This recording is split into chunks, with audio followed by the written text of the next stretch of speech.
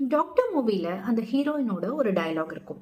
செத்தவன் காதல கூட போயிட்டு உனக்கு ஒன்றும் இல்லைன்னு சொன்னால் அவனுக்கு கூட உயிர் வந்துடும் தெரியுமா அப்படின்னு. No offences, just a funny example to understand toxic positivity.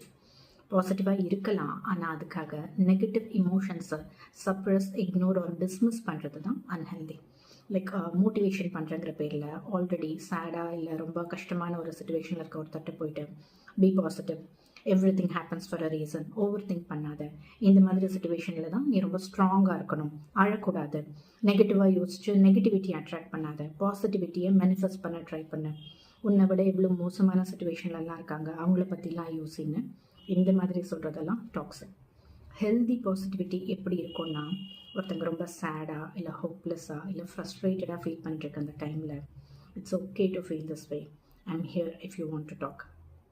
அப்படி இல்லைன்னா ஐ கேன் அண்டர்ஸ்டாண்ட் இது எவ்வளோ டஃப்பாக இருக்கும் அப்படின்னு, how can I support you அப்படின்னு அவங்களோட பெயினை, இமோஷன்ஸை வேலிடேட் பண்ணும். ஃபர்ஸ்ட் ஆஃப் ஆல், இன்கேஸ் அவங்க வல்னரபிள் ஆகுறாங்க அப்படின்னா அதை ஷேம் பண்ணாமல் எம்பத்தைஸ் பண்ணணும். நம்மளால் அந்த சுச்சுவேஷனில் அவங்களுக்கு ஹெல்ப் பண்ண முடியலன்னா கூட அதை வேர்சன் பண்ணாமல் இருக்க ட்ரை பண்ணலாம்.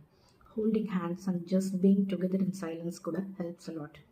Once they feel seen, hurt and understood, அவங்களே நார்மலாகி they will bounce back.